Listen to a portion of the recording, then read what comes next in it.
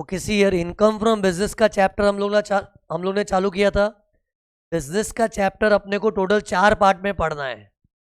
Part 1 will be deduction under section 30 to 37। फिर उसके बाद ये वाली चीज पढ़नी है। फिर ये दोनों पढ़ के अपना एक्सपेंडिचर का थियरी खत्म होता है। फिर इसके बाद इनकम की थियरी के लिए सेक्शन 28 एंड 41। फिर उसके बाद लास्ट में 44 वाले कुछ सेक्शंस है। इस तरह से चैप्टर को डिवाइड किया। ओके, इसमें अपना अभी पार्ट 1 चालू हुआ है। पार्ट 1 इज फॉर व्हाट, ये देखो, डिडक्शन अंडर सेक्शन 30 to 37। और डिडक्शंस में हम लोग हर सेक्शन के अंदर कोई ना कोई खर्चे को लेके बात कर रहे हैं। और बेसिकली स्टूडेंट्स को पढ़ना क्या होता है कि कोई पर्टिकुलर खर्चा, ये देखो स्क्रीन पर, हम लोग इधर माइनस कर सकते कि नहीं कर सकते। और माइनस करने के लिए गवर्नमेंट ने अगर अलाउ किया तो क्या बोलते हैं, डिडक्शन इज अलाउड। लेकिन अगर माइनस करना अलाउड नहीं है तो नॉट अलाउड बोलते हैं।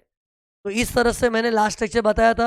अब उससे पहले सेक्शन 30 हो चुका है, 31 हो चुका है, 32 अपना चल रहा है डेप्रिसिएशन का। और डेप्रिसिएशन की थियरी टोटल 10 पार्ट में है। उसमें क्लास ऑफ एसेट्स में हम लोग ने क्या पढ़ा था कि दुनिया में हजारों टाइप के एसेट्स होते हैं, लेकिन गवर्नमेंट की नजरों में बिल्डिंग, फर्नीचर और इनटेंजिबल के अलावा सभी को प्लांट एंड मशीनरी करके ही बोलती है गवर्नमेंट। मतलब एक बार प्लांट एंड मशीनरी बोला मतलब दुनिया का सब एसेट आ गया, सिवाय building, furniture and intangible assets. फिर क्लास के बाद में मैंने कंडीशंस बताई थी। फिर मेथड का भी थियरी हो चुका है। अब उसके बाद देखो रेट्स ऑफ डेप्रिसिएशन, मतलब डेप्रिसिएशन के जो परसेंटेज होते हैं ना, अकाउंट्स में तो अपनी क्या आदत है, क्वेश्चन में देखते हैं फिर वो हिसाब से डेप्रिसिएशन कैलकुलेट करते हैं। तो we are dependent upon the question. लेकिन इनकम टैक्स की पढ़ाई में डेप्रिसिएशन का परसेंटेज भी याद होना चाहिए। अब सी परसेंटेज याद करने के लिए इसका एक मैंने चार्ट बना के रखा, देखो। इस चार्ट के अंदर मैं तुमको डेप्रिसिएशन के सब रेट्स बताऊंगा। रेट्स मतलब परसेंटेज। ओके, और ये मेक इट अ पॉइंट, जैसे जैसे तुम लोग सुन रहे हो ना उसको बाय हार्ट भी कर दो। ये मत एक्सपेक्ट करना क्वेश्चन में परसेंटेज देंगे। अकाउंट्स के सम में देते हैं, टैक्स में देंगे नहीं, अपने को समझ के खुद करना पड़ता है। जैसे सम में अचानक अभी आ गया ना कंप्यूटर 40%, तुम लोग को अभी पता नहीं लेकिन पता चल जाएगा तुमको। लेकिन एसेट का नाम देखते ही परसेंटेज याद होना चाहिए। उसी पहले तो ये चार्ट देखो, मैंने ये चार्ट क्या किया है मालूम है? मैंने बोला ना गवर्नमेंट की नजरों में 4 कैटेगरी ऑफ एसेट्स होते हैं। ये देखो ये वाली चीज है क्लास। मैंने बताया था क्लास वाली थियरी में एक बिल्डिंग होता है, एक फर्नीचर होता है, इनटेंजिबल एसेट्स होता है, एंड उसके अलावा all other assets are called plant and machinery. तो एक्चुअली मैंने यही चार्ट को वापस उधर कॉपी किया है, बट अभी मेरा मकसद है सबके परसेंटेजेस याद कराऊं। तो लुक हियर,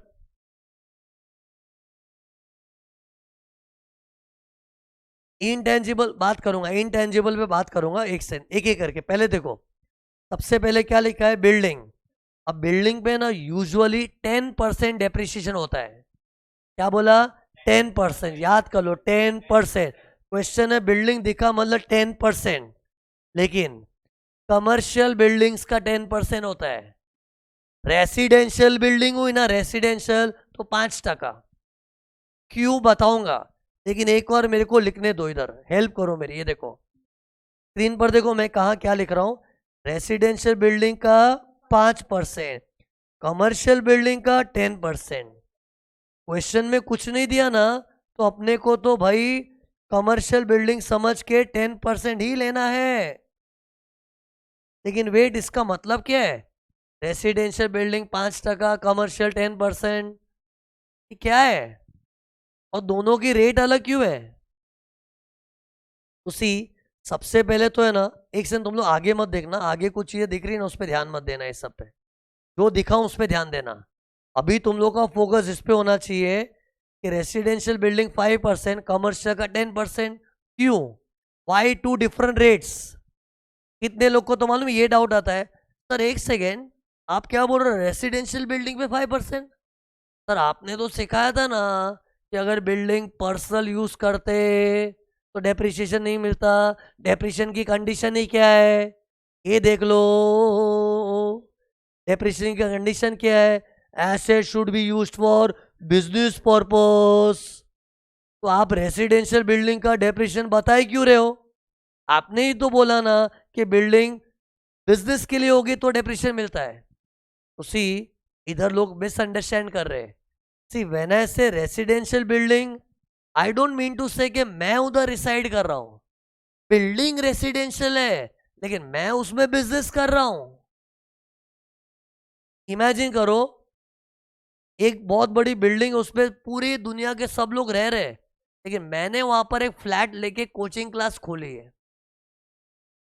अरे बिल्डिंग्स इमेजिन करो ना, तुम लोग भी कोई बिल्डिंग में रहते हो ना, पहला माला, दूसरा माला, चौथा माला, पांचवा माला, छठा माला, तुम लोग कोई भी माले पे रहते हो। तुम्हारी बिल्डिंग में अगर मैं घुस के कोई एक फ्लोर पे एक फ्लैट लेके उधर क्लास डाल दूं, तो लोग क्या बातें बनाएंगे, ये सर ने ना रेसिडेंशियल बिल्डिंग में क्लास खोल डाला। वो सेंस में बात हो रही है। तो सी, रेसिडेंशियल बिल्डिंग मतलब मैं नहीं रिसाइड कर रहा हूं, लोग रिसाइड कर रहे हैं। मैंने तो उस बिल्डिंग में एक फ्लैट लेके अपनी क्लासेस चालू की है, लेकिन वैसी क्लासेस पे मुझे 5% डेप्रिसिएशन मिलेगा। सी, वो बिल्डिंग में एक फ्लैट भी लूँ ना, है तो वो फ्लैट 4 दीवार छत ना, और 4 दीवार छत मेरे लिए तो बिल्डिंग है। चलो 8-10 माले का बिल्डिंग पूरा मेरा नहीं होगा, लेकिन उस बिल्डिंग में मैंने एक फ्लैट ले लिया तो वो तो मेरी प्रॉपर्टी है, लेकिन उसमें खाली 5% डेप्रिसिएशन मिलता है। क्यों 5% क्यों? एक सेकेंड। हाँ, तो रेसिडेंशियल बिल्डिंग का मतलब ये नहीं है कि हम लोग उधर रिसाइड कर रहे हैं। एक्चुअली से कोई बिल्डिंग रेसिडेंशियल होती है, कॉमर्शियल होती है, कैसे मालूम पड़ता है? चलो, जैसे तुम लोग कोई ना कोई बिल्डिंग में रहते हो, तुम लोग को पता है तुम्हारी बिल्डिंग रेसिडेंशियल है, लेकिन पता कैसे चलता है कि अपनी बिल्डिंग रेसिडेंशियल है कि कॉमर्शियल है? ऐसे नहीं, वो तो सब रहने तो बाद में लगे ना। बिल्डिंग जब बनती है ना, तब उसका सर्टिफिकेट आता है। आज इमेजिन करो कहीं पर कोई बिल्डिंग खड़ी हो रही है या फिर कोई मकान बन रहा है, तो उधर जो म्युनिसिपैलिटी होती है ना, अपने एरिया का नगर पालिका बोलते हैं जिसको, वो लोग एक सर्टिफिकेट देते हैं कि this is a residential building. ये रुस्तम जी का टावर है, ये राहेजा का टावर है, ये रेसिडेंशियल बिल्डिंग है या फिर कॉमर्शियल है। वो बिल्डिंग बनते टाइम ही सर्टिफिकेट आ जाता है। जैसे तुम लोग बोरीली में अपना क्लास अटेंड करते हो ना, गोकुल शॉपिंग सेंटर, वो बिल्डिंग जब बना था तभी कॉमर्शियल का सर्टिफिकेट मिला था, तो कॉमर्शियल है वो। इन शॉर्ट, कोई बिल्डिंग रेसिडेंशियल होती है, कॉमर्शियल, वो बिल्डिंग जब बनती है तब नक्की हो जाता है। अपने को अभी क्या पढ़ना है मालूम है, कि अगर मैं कोचिंग क्लास रेसिडेंशियल बिल्डिंग में डालूं, तो कोचिंग क्लास डाल के मैं धंधा ही कर रहा हूं, डेप्रिसिएशन मिलेगा लेकिन 5%। लेकिन अगर मैं अपनी कोचिंग क्लास को कमर्शियल बिल्डिंग में डालूं, तो मुझे 10% डेप्रिसिएशन मिलेगा। कहीं पर भी तुम लोग ये मिसअंडरस्टैंड मत करना कि रेसिडेंशियल मतलब सर उसमें रह रहे। अरे पागल है क्या? मैं जिस घर में रहूंगा ना, उस पर तो डेप्रिसिएशन मिलेगा ही नहीं। मेरा भी एक घर है, मेरी वाइफ है, 2 बच्चे हैं मेरे, मैं भी एक घर में रहता हूं। उस घर के डेप्रिसिएशन का कभी सोचूंगा भी नहीं, उसका तो ओनर भी हूं मैं। लेकिन वो पर्सनल लाइफ में यूज हो रहा है तो उसका डेप्रिसिएशन नहीं मिलेगा। मुझे अगर डेप्रिसिएशन मिलेगा तो मैं कोचिंग क्लासेस का ही डेप्रिसिएशन ले सकता हूँ। लेकिन if I open a class in a residential building, then 5%, commercial है तो 10%। क्यों? Why different rates? अरे डेप्रिसिएशन के रेट का भी लॉजिक बताऊंगा, देखो हर चीज का लॉजिक बता के सकता हूं मैं तुम लोग को। देखो, नहीं मतलब डाउट क्या है, कमर्शियल बिल्डिंग पे डेप्रिसिएशन का रेट ज्यादा है ना, दिख रहा है, रेसिडेंशियल में कम है। उसी डेप्रिसिएशन की रेट का एसेट की लाइफ के साथ कनेक्शन होता है। Longer the life, smaller the rate. अरे लंबी लाइफ होती है तो रेट छोटा छोटा होता है। बोलते लंबी रेस का घोड़ा है तो छोटा छोटा डेप्रिसिएशन लेते हैं, लेकिन लाइफ अगर छोटा होता है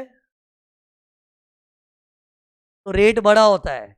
और पता है कमर्शियल बिल्डिंग की लाइफ थोड़ी कम होती है, क्योंकि कमर्शियल बिल्डिंग में मालूम है सब लोग उधर धंधा कर रहे होते हैं। रेसिडेंशियल में तो सब लोग रह रहे, खाली मैंने अपनी कोचिंग क्लास डाली होगी ना। लेकिन कमर्शियल में तो मेरी कोचिंग क्लास क्या, सबका ही धंधा है। और जिस बिल्डिंग में सब लोग बिजनेस ही बिजनेस कर रहे हैं, तो उस बिल्डिंग का बहुत रफ यूज होता है। और जब बिल्डिंग का रफ यूज होगा ना, उसका बुरा यूज होगा ना, तो बोलते हैं ना उसका वेयर एंड टेयर, उसकी घिसाई ज्यादा होती है, लाइफ छोटी हो जाती है। और लाइफ छोटी तो रेट बड़ा। तुम लोग के लिए तो बेस्ट एग्जांपल है अपना बोरीली में जो क्लासरूम है, it is in a Gokul shopping centre. और वहां पर खाली अपनी क्लास ही नहीं है, सब लोग धंधा कर रहे हैं। और ऐसे गोकुल शॉपिंग सेंटर जहाँ कॉमर्शियल जगह होती है, वहां का वॉशरूम भी देखो कितना गंदा होता है। वॉशरूम गंदा होता है, बिल्डिंग का मेंटेनेंस अच्छा नहीं होता है, दीवारों से प्लास्टर निकल रहा है, किसी को पड़ी नहीं है कि कॉमर्शियल बिल्डिंग का मेंटेनेंस थोड़ा कमजोर होता है। और मेंटेनेंस कमजोर तो लाइफ कम हो जाती है, लाइफ कम तो रेट बढ़ा। लेकिन रेसिडेंशियल बिल्डिंग का आप सोचो अभी क्या है। रेसिडेंशियल बिल्डिंग में सोच जिसमें सब लोग रह रहे हैं, लेकिन मैंने सेकेंड या थर्ड फ्लोर में अपना कोचिंग क्लास डाल दिया है। वो भी इतना इजी नहीं है, परमिशन लेके करना पड़ता है। अरे जिस बिल्डिंग में लोग बाग रहते हैं तो रहने का, उधर कैसे क्लास डाला तूने। फिर भी अगर चलो मैंने परमिशन लेके क्लासेस डाला है, तो वैसी बिल्डिंग पे 5% डिप्रेशन क्यों। कि मुझे पूरी बिल्डिंग का डिप्रेशन नहीं मिलेगा। मेरा जो मकान है ना, मेरा जो फ्लैट है जिधर मैं क्लास चला रहा हूँ, एक 2 बेडरूम हॉल किचन के फ्लैट को मैंने क्लासेस बना दिया है, तो उसका डिप्रेशन मिलेगा। लेकिन उधर 5% क्यों, लंबी लाइफ है। अरे जिस बिल्डिंग में लोग बाग रहते, चलो मैं क्लास डाल के बैठा हूँ, लेकिन लोग बाग रह रहे ना। और रेसिडेंशियल बिल्डिंग का मेंटेनेंस अच्छा होता है, उसकी देख रेख अच्छी होती है, उसकी उम्र लंबी होती है। And longer the life smaller the rate, ये लॉजिक होता है। तो ये लॉजिक समझ गया ना, तो तुमको आने वाले कई रेट्स कन्विंसिंग लगेंगे। नहीं तो मालूम है एक लेवल के जब ज्यादा परसेंटेज रटना पड़ेगा ना, फ्रस्ट्रेशन आएगा। लेकिन विद लॉजिक कभी फ्रस्ट्रेशन नहीं आएगा। तो बताओ, ये आज हमने नई बात सीखी। डेप्रिशिएशन का रेट का सिस्टम क्या होता है, depends upon the life. Longer the life, अरे ऑपोजिट है मतलब यार, longer the life smaller the rate, shorter the life bigger the rate. अब देखो एक बात बताओ, सी मैं रेसिडेंशियल कॉमर्शियल पढ़ा तो दिया, लेकिन प्रॉब्लम साइलेंट है ना। हमेशा अज्यूम करो कमर्शियल बिल्डिंग में हम धंधा कर रहे हैं, कि यूजुअली लोग बाग जो धंधा करते हैं तो कमर्शियल बिल्डिंग में घुस के धंधा करते हैं ना, उसका तो रेट 10 है। इससे तो देखो मैंने उसको बॉक्स में क्यों डाला है, ये डिफॉल्ट रेट है। डिफॉल्ट मतलब if the problem is silent, by default 10% लेके चलो। सिर्फ बिल्डिंग बोला 10%, ओके। फिर ये देखो, वुडन स्ट्रक्चर्स, टेम्पररी इरेक्शंस, इस पे 40% रेट है। ये होता क्या है wooden structures, temporary erections? Film shooting होती है ना, फिल्म शूटिंग। अरे मूवीज की शूटिंग होती है ना, तो इन लोग टेम्पररी सेट बनाते हैं। नकली ऑफिस, नकली पुलिस स्टेशन। जैसे सिंघम की शूटिंग हुई थी, सिंघम की शूटिंग इन लोग थोड़ी कोई एक्चुअल पुलिस स्टेशन में करते। इन लोग तो फिल्म सिटी में जाके नकली पुलिस स्टेशन बनाते। लेकिन नकली पुलिस स्टेशन बनाना मतलब एक तरह से 4 दीवार छत खड़ी करना है ना। और कभी भी 4 दीवार छत होती है मतलब बिल्डिंग, और बिल्डिंग मतलब फिक्स्ड एसेट। ठीक है, वो फिल्म शूटिंग के लिए जो 4 दीवार छत बनाया होगा ना, वो लंबे टाइम के लिए होता है कि थोड़े टाइम के लिए? थोड़े टाइम के लिए, मतलब लाइफ छोटा। लाइफ छोटा मतलब रेट बड़ा। और सी ये सब टेम्पररी रिएक्शंस क्यों बोलते हैं, क्योंकि सी आज मूवीज वाले जब शूटिंग करते हैं, रोहित शेट्टी अगर सिंघम का शूटिंग करता है, तो थोड़े टाइम के लिए वो नकली पुलिस स्टेशन, ऑफिस वगैरह, घर वगैरह बना लिया है, लेकिन थोड़े टाइम में डिस्ट्रॉय कर देते। अब शूटिंग कितनी चलेगी, साल, 1.5 साल, 2 साल। तो डैट मीन्स वो बिल्डिंग का लाइफ भी 1.5-2 साल है। इससे रेट कितना, 40% डिप्रिसिएशन। और वुडन स्ट्रक्चर्स क्यों लिखा है मालूम है? कई बार ये लकड़े का भी 4 दीवार छत होता है। कंस्ट्रक्शन की साइट पे जाओगे ना, कंस्ट्रक्शन की साइट पे बिल्डिंग जब तक बन रही होती है ना, लोग लकड़े का कैबिन बनाते हैं। वो लकड़े के कैबिन में सुपरवाइजर बैठे बैठे सुपरवाइज करता है, ठीक ठाक चल रहा है ना काम, ठीक ठाक चल रहा है ना। लेकिन वो ठीक ठाक चल रहा है वो देखने के लिए एक लकड़े का कैबिन बना के रखते हैं, क्योंकि बेचारा सुपरवाइजर कंस्ट्रक्शन की साइट पे धूप में खड़ा रह के तो पागल हो जाएगा। से कंस्ट्रक्शन कंपनी उसके लिए लकड़े का एक कैबिन बना के देते। और लकड़े का क्यों, क्योंकि इन लोग ज्यादा टाइम के लिए नहीं रख सकते। वो तो क्या कंस्ट्रक्शन की साइट पे जब तक बिल्डिंग बन रही है तब तक लकड़े का टेम्पररी कैबिन बना दिया, लेकिन लकड़े का 4 दीवार छत थोड़ी हमेशा उधर पड़ा रहेगा। तो इन शॉर्ट कोई लकड़े का 4 दीवार छत हो कि कोई ईंट मिट्टी प्लास्टर का बना हुआ टेम्पररी ढांचा हो जो कम लाइफ का होता है, तो उसका रेट 40% है। तो मैंने बेस्ट एग्जांपल्स क्या दिए, फिल्म शूटिंग पे जो सेट्स बनाते हो, और सेट मतलब ऐसे नहीं कि 2 दिन में तोड़ देते हैं, मतलब कई बार 1.5 2 साल तक सेट बना हुआ रहता है। ऐसे योधा अकबर वगैरह देखा होगा ना ये सब, लेकिन वो एक बार नकली महल घर बनाते हैं, है तो 4 दीवार छत ना, एक बार तो तुम लोग अंदर जाओगे तुमको असली चीज लगेगी यार, लेकिन उसको ऐसे दीवार को मैंने खोखली दीवार टूट जाएगी क्योंकि इन लोग ज्यादा पक्का बना नहीं सकते ना। तो these are called temporary erections and wooden structures. इसमें रेट कितना है बोल दे जरा, 40%, क्योंकि लाइफ तो ज्यादा बोल रहे लोग, या गलत हो रहा है, लाइफ कम है, छोटा लाइफ बड़ा रेट। बिल्डिंग का खत्म हो गया, लेकिन तुमको मेन 10% याद रखना है, कुछ नहीं बोला तो 10%। फर्नीचर में ज्यादा मगजमारी नहीं है, कैसा भी फर्नीचर हो रेट फिक्स्ड है 10%, कर लो याद, हो गया 10%, 10%, 10%, 10%, बस इधर एक ही रेट है, और उसी को सीने से लगा लो। ये देखो सीने से कैसे लगाता है ना, ये देखो ये सीने से लगा रहा हूं, रेट से लगा ले, 10%, एक ही रेट है, बस वो याद है, फर्नीचर 10% हो गया याद। फिर intangible assets like patents copyrights वगैरह, अरे ऐसे एसेट्स इनको टच नहीं कर सकते, लेकिन अपना एसेट है, कोई इन्वेंशन किया, कॉपीराइट पेटेंट होता है ना, इस पे भी ज्यादा मगजमारी ने 25% रेट है। कितना? 25%, वन सिंगल रेट। बस एक ही चीज याद रखना है, और इसी रेट को गले से लगा ले दो, गले से लगा लिया उसको, बॉक्स में डाल दिया, एक ही रेट याद रखना 25%। लेकिन सुनो, इनटेंजिबल एसेट्स में जो गुडविल होता है ना, गुडविल, गुडविल पे कानून ने बोला डेप्रिसिएशन नहीं देंगे, क्योंकि पता है गुडविल, अरे गुडविल भी एसेट है, मालूम है कि नहीं? अरे आज मैंने कोई फेमस बिजनेस को परचेस किया है, और कभी भी बिजनेस टेक ओवर करते हैं तो हम लोग उसकी रेपुटेशन का एक्स्ट्रा पैसा देते।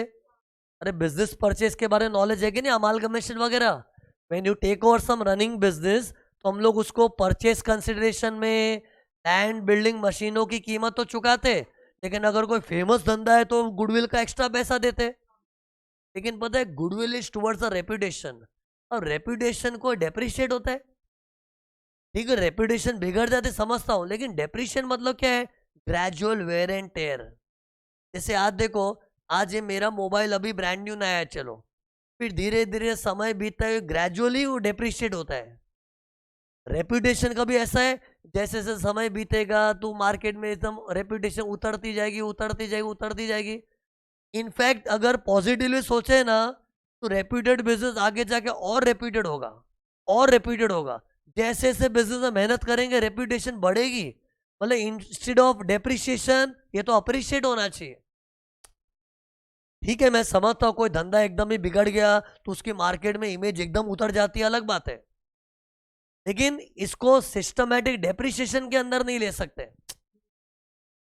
अरे मतलब it cannot be called as a depreciable asset which by passage of time धीरे धीरे डेप्रिशिएट हो। तो लॉन, अरे पता है ये 2 साल पहले अमेंडमेंट की तरह आया था, पुराने बैचेस में मैं गुडविल पे भी डेप्रिशिएशन लो पढ़ाता था। बोलो सर लोग कैसे, देखो बात बदल देते अपनी, पुराने बैचेस में मेरे कोई वीडियो देखोगे डेप्रिशिएशन गुडविल पे भी है, लेकिन क्या करूँ, फाइनेंस मिनिस्टर जब बजट में चेंजेस लाता है तो उसमें मेरे को वो हिसाब से पढ़ाना पड़ता है। आज की तारीख में रूल क्या है कि गुडविल पे इन लोग ने साफ मना किया डेप्रिशिएशन नहीं आएगा। अरे एक जमाने में तो सुप्रीम कोर्ट के कितने जजमेंट्स आए थे, कोर्ट में केस होते थे गुडविल पे डेप्रिशिएशन मिलना चाहिए कि नहीं, कोई बोलता है हाँ, कोई बोलता है ना, बहुत झगड़े होते थे। लेकिन अभी एट प्रेजेंट कानून के अंदर साफ शब्दों में लिखा है कि हर इंटेंजिबल एसेट में मिलेगा, गुडविल को छोड़ के।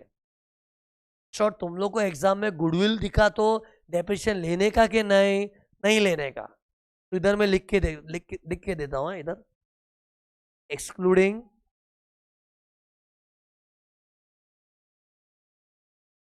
गुडविल। अब सुनो,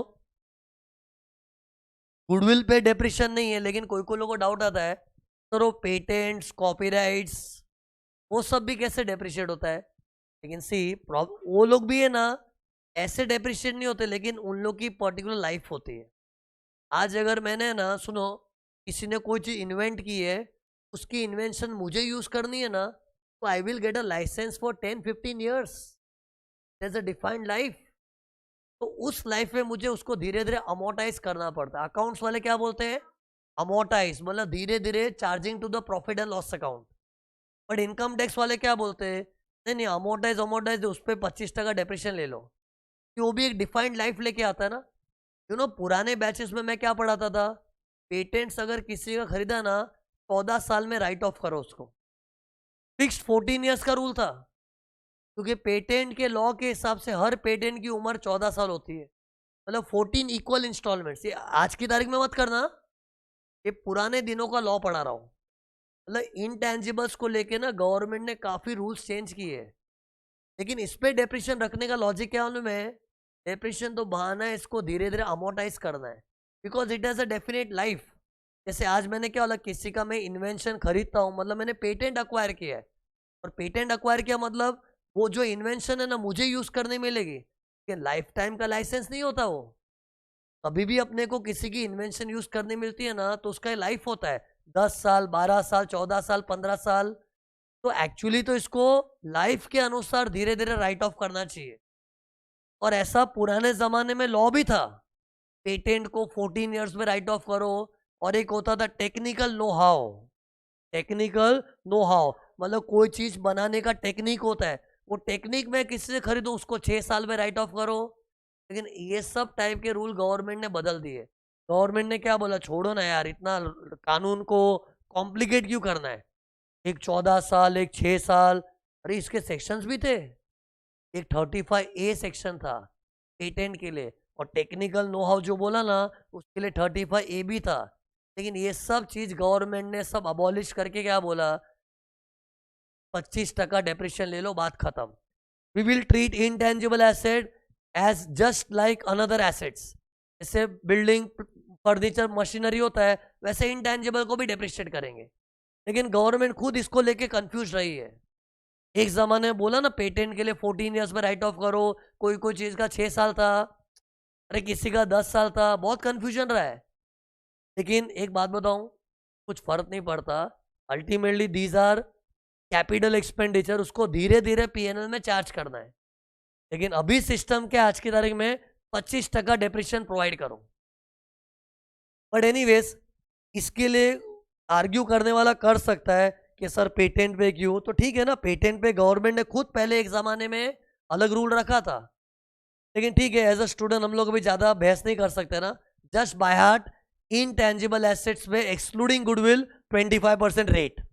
ओके, कम ऑन, हिम्मत रहो, कम ऑन, हिम्मत रखो। ये देखो, हाँ नेक्स्ट देखो क्या है, plant and machinery. Plant and machinery का मतलब क्या है बताओ, सब कुछ प्लांट एंड मशीनरी सिवाय बिल्डिंग फर्नीचर और इनटेंजिबल के। तो टेल मी, मोटर कार भी प्लांट एंड मशीनरी है? देखो स्क्रीन पर मैंने लिखा है, मोटर कार पे ऐसे तो 15% डेप्रिशिएशन आता है। कितना? 15। लेकिन अगर मोटर कार हायरिंग बिजनेस में यूज होती है ना, हायरिंग, तो 30%। क्या समझा इसका मतलब, हायरिंग बिजनेस मतलब? इसे देखो, मैं अगर मेरी गाड़ी मेरे धंधे के लिए यूज करता हूँ ना, तो 15% रेट है। लेकिन इमेजिन मैं अपनी गाड़ी है ना खुद नहीं यूज करता हूँ, लोगों को रेंट पे देता हूँ। अरे हायरिंग बिजनेस, अरे मेरा मेरा गाड़ी इज अ टूरिस्ट व्हीकल, अलग अलग लोग मुझसे गाड़ी रेंट पे लेके जाते हैं, तो उसको क्या बोलते हैं, car is use for hiring business. तो 30% डेप्रिशिएशन क्यों? मैंने पढ़ा है ना अभी यार तुमको। अरे सोचो, अगर मेरी गाड़ी हायर पे देने का मेरा धंधा है, तो मेरी एक गाड़ी को 1000 लोग यूज करते होंगे। कोई उसका हैंडल तोड़ के लाता है, कोई टायर की वाट लगाता है, कोई मिरर की बैंड बजाता है, तो कोई सीट फाड़ देता है। नहीं करते। गाड़ी में हायर पे दूंगा तो सामने वाला भी अपनी गाड़ी समझ के थोड़ी अम्मास में घिसो। और सोचो एक गाड़ी का इतने लोग यूज करते तो गाड़ी की लाइफ के तो बैंड बज गई ना। तो लाइफ छोटा हो गया तो रेट बढ़ा 30। लेकिन अगर हम लोग अपनी गाड़ी को खुद वन हैंड यूज कर दे, वन हैंड मतलब खुद ही अपने धंधे के लिए यूज करूंगा, तो उसकी लाइफ अच्छी होती है, तो रेट 15% है।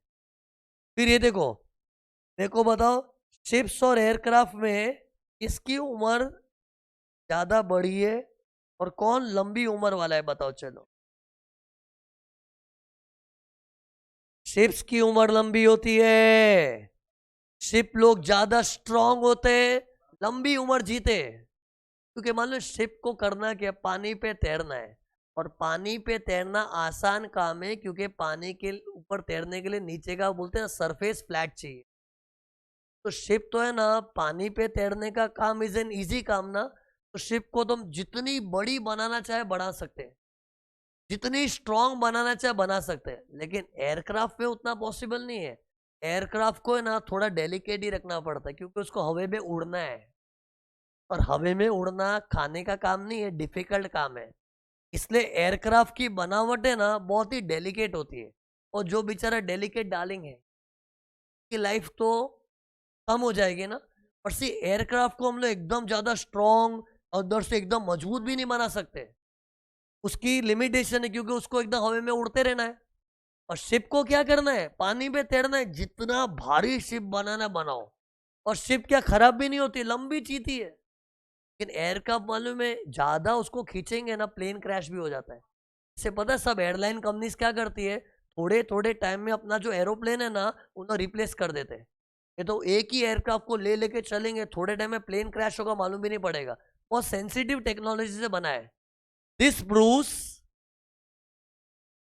एयरक्राफ्ट की लाइफ कम है और लाइफ छोटा, रेट बड़ा। ये देख बड़ा रेट कितना है मालूम है, 40%। 40% रेट एयरक्राफ्ट के लिए, शिप का खाली 20% ही है। शिप का लाइफ कम क्यों है, लंबी उम्र है यार। शिप लंबी उम्र लेके आई है तो उसका रेट कम रखा है।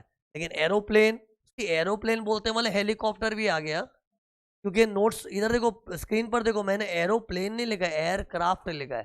क्राफ्ट मतलब डिजाइन, हवे में उड़ने वाला कोई भी डिजाइन ले लो। हेलीकॉप्टर का डिजाइन अलग है ना, लेकिन वो भी तो एक तरह का क्राफ्ट है जो एयर में उड़ता है। Even helicopter is treated as aircraft. इन सब का रेट क्या है, 40%। फिर कमॉन, ये देखो, कंप्यूटर्स की उम्र छोटी होती कि बड़ी, एक कंप्यूटर की उम्र बहुत ही छोटा होता है, क्योंकि टेक्नोलॉजी फटफट चेंज होता है। तुम्हारे घर पे भले कंप्यूटर 10 साल तक टिकेगा, कंप्यूटर टिक जाएगा, टेक्नोलॉजी कहां से टिकेगा। टेक्नोलॉजी तो फटफट चेंज होता है, और कंप्यूटर का अट्रैक्शन तो टेक्नोलॉजी से है ना। तो सिंस टेक्नोलॉजी फटाफट चेंज होता है, तो कंप्यूटर का लाइफ छोटा माना जाता है, और लाइफ छोटा तो रेट बड़ा, बड़ा 40%। और पता है इनकम टैक्स वाले ना 40 से ज्यादा डेप्रिसिएशन नहीं देते। कि सी एक्चुअली तो किसी का लाइफ पता नहीं होता ना, एग्जैक्ट कौन कितना जिएगा। लेकिन लॉ क्या समझता, अंदाज से छोटी लाइफ मतलब 2-2.5 साल, 40% ऐसा पकड़ लिया है। मतलब 40% से ज्यादा कोई बड़ा रेट नहीं है। तो मेरे को बता कंप्यूटर की रेट क्या आई, 40%। ओके,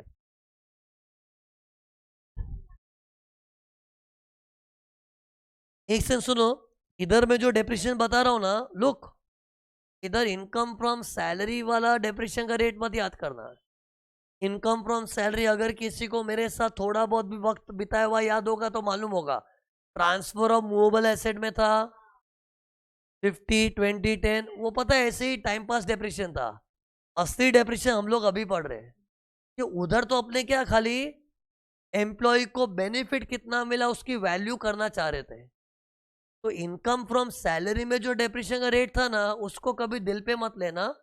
उधर तो अपना मकसद क्या था, एम्प्लॉय को कितना मजा मिला, क्योंकि वेयर देर इज मजा देर विल बी सजा। उधर थिंकिंग अलग था। लेकिन अभी डेप्रिसिएशन मतलब ये हार्डकोर डेप्रिसिएशन है, और एक्चुअली हार्डकोर डेप्रिसिएशन तो बिजनेसमैन के लिए होता है ना, एक्सपेंडिचर। तो कंप्यूटर्स का 40% है। कंप्यूटर मतलब लैपटॉप भी आ गया, प्रिंटर, स्कैनर वगैरह, कंप्यूटर का सारा परिवार इंक्लूडिंग कंप्यूटर का सॉफ्टवेयर। तो कंप्यूटर के सॉफ्टवेयर्स भी आते हैं। अकाउंट्स का एक सॉफ्टवेयर है, मतलब टैली, टैली नाम का सॉफ्टवेयर है। सॉफ्टवेयर मतलब सीडी के फॉर्म में होता है। विंडोज भी एक सॉफ्टवेयर होता है। तो कंप्यूटर इंक्लूडिंग कंप्यूटर का सॉफ्टवेयर, प्रिंटर, स्कैनर वैनर सब 40%, सब परिवार 40%।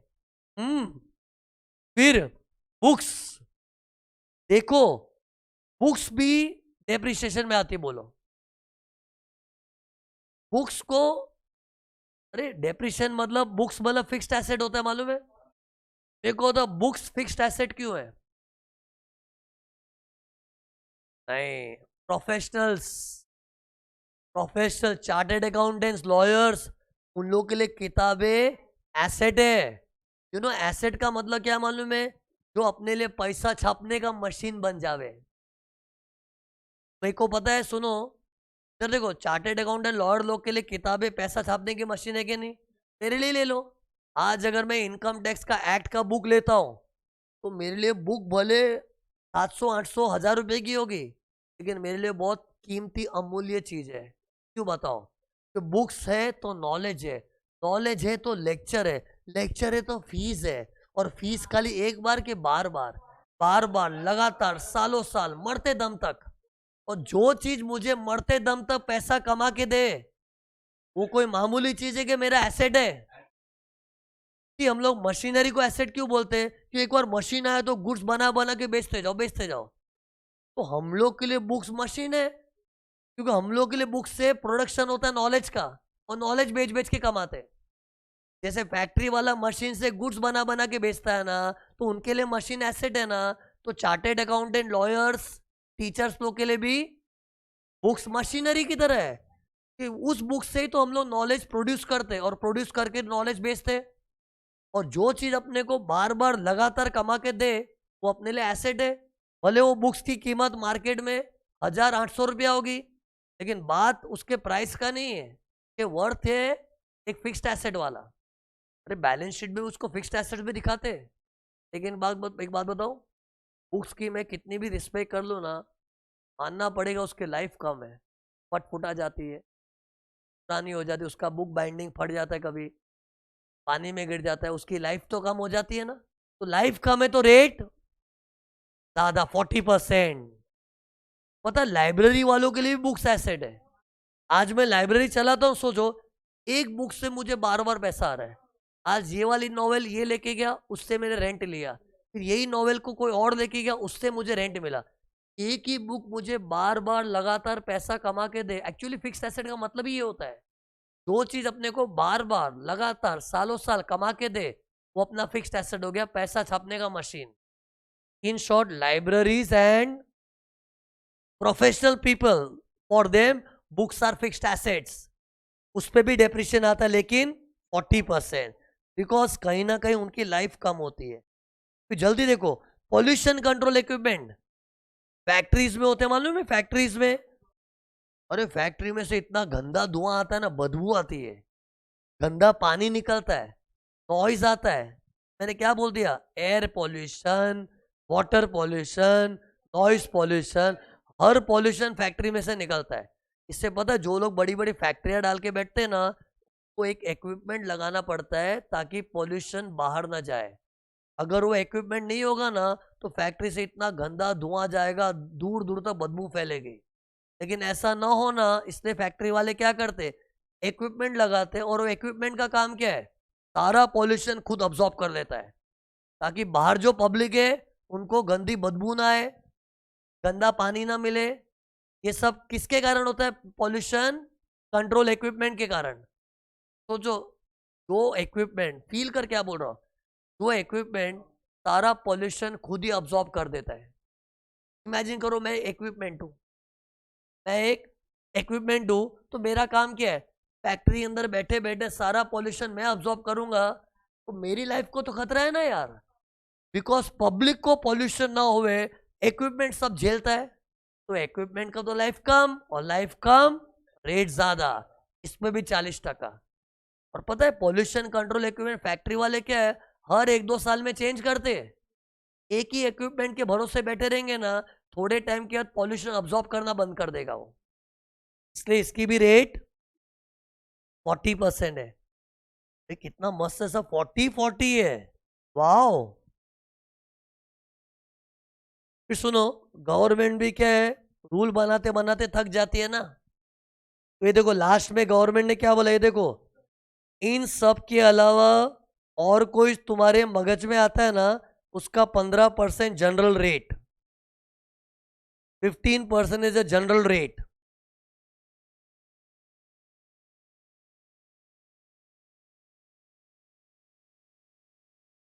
और ये चीजें ना सुनो, सीने से लगा के रख दो। क्यों मालूम है? क्वेश्चन में सिर्फ प्लांट एंड मशीनरी बोला होगा ना, सुनो ना यार, क्वेश्चन में सिर्फ प्लांट एंड मशीनरी बोला है तो, अरे मतलब डिस्क्रिप्शन नहीं दिया तो 15%। चलो समझाए तो बताओ, ये एयर कंडीशन क्या है? अरे एयर कंडीशन इस लिस्ट में था क्या, देख लेना है, सामने तो दिख रहा है सब। नहीं है तो जनरल 15%। फैक्ट्री में मशीन्स होती है, फैक्ट्री मशीन्स कहीं दिख रही है? नहीं है तो 15%। अरे मतलब अभी जो दिमाग में परसेंटेज आ रहा है, अरे इनफैक्ट मोबाइल पे भी डेप्रिशिएशन मिलता है। लेकिन पता है मोबाइल के ऊपर बीच में आर्ग्यूमेंट चल रहा था, कितने लोग क्या बोलते थे, नहीं मोबाइल को कंप्यूटर समझने का, कंप्यूटर के सारे गुण मोबाइल में, इसके अंदर गूगल करके इंटरनेट में घुस सकता हूँ, मतलब कंप्यूटर की सारी क्वालिटीज मोबाइल में। अरे लोग आर्ग्यू करते थे कि जैसे कंप्यूटर में 40% मिलता है, ना कंप्यूटर पे देखना यार, वैसे मोबाइल पे भी 40% मिलना चाहिए, ऐसा लोगों का आर्ग्यूमेंट था। लेकिन पता है इस पे गवर्नमेंट ने क्लियरली बोल दिया, भाई गवर्नमेंट मतलब CBDT, central board of direct taxes, पूरे भारत में जो इनकम टैक्स का डिपार्टमेंट है उसका बाप सीबीडीटी है, central board of direct taxes.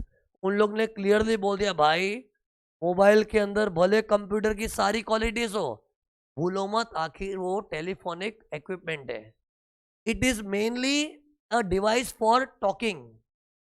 ठीक है कंप्यूटर वाला सब काम हो जाता है, लेकिन प्रिंसिपली उसका रोल किसके लिए था, फोन पे बात करने के लिए ना, तो उसको हम लोग कंप्यूटर नहीं गिनेंगे। और कंप्यूटर नहीं गिनेंगे मतलब 15% जनरल रेट आ गया। अरे एग्जाम में मोबाइल फोन आता है बहुत बार, तो रेट क्या लेंगे, और ये भी एसेट है यार।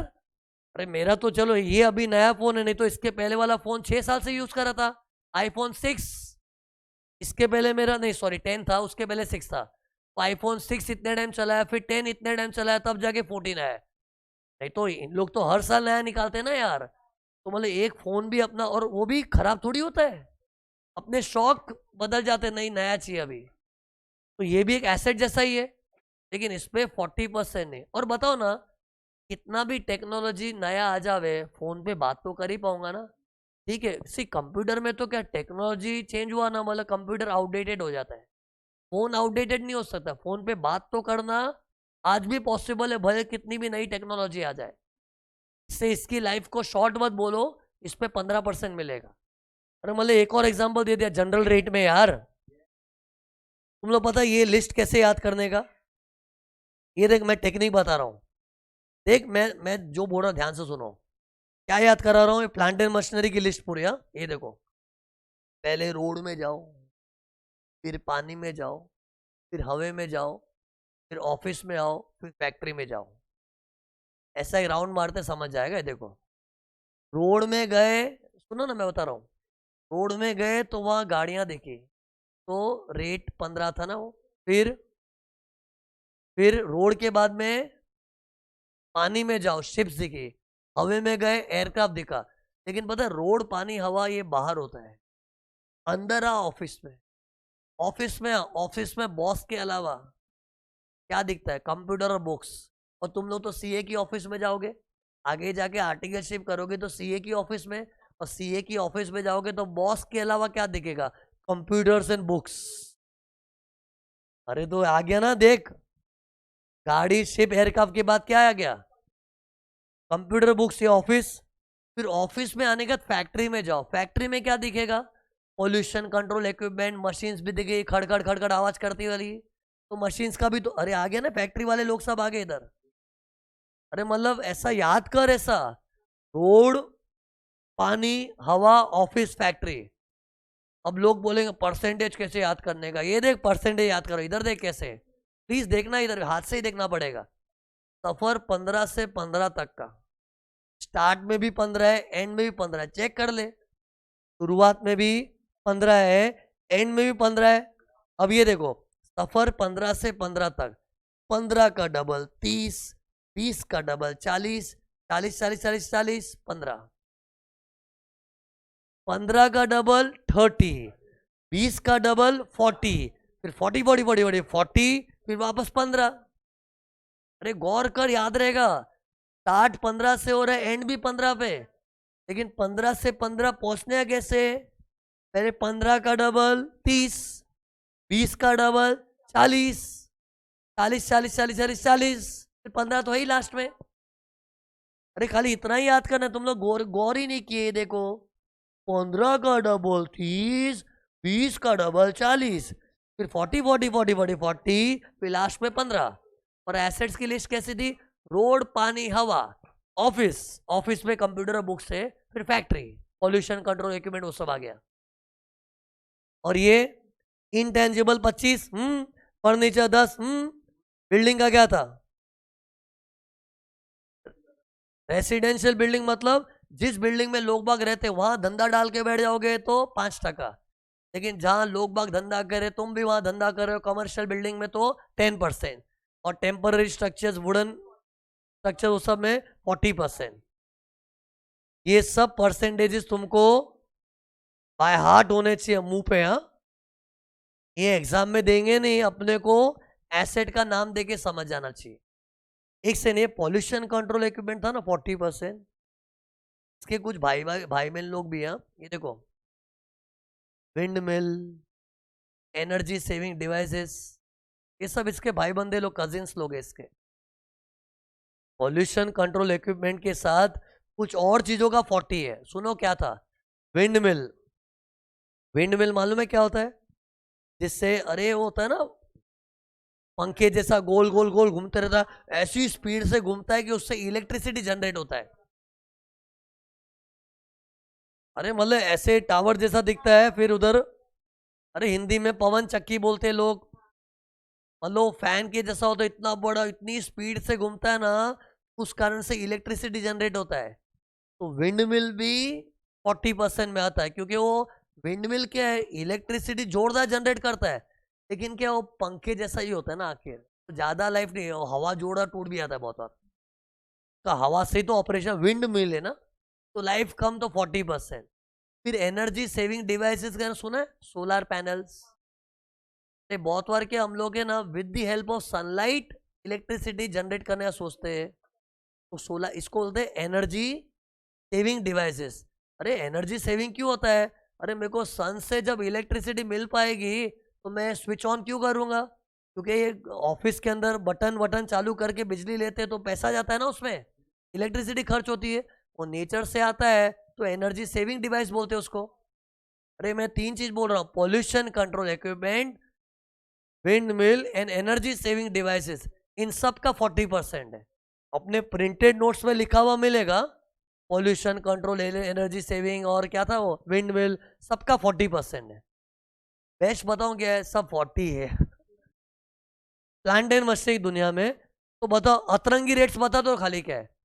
मोटर कार का 15, हायरिंग रहेगा तो 30, शिप का 20, बाकी सब 40 है, और जनरल 15 है। इस पे फोकस करो, बाकी सब 40 जैसे बहुत सारे हैं। जाओ, revise and come, revise and come, please revise and come, please come on time, please come, please don't ignore me.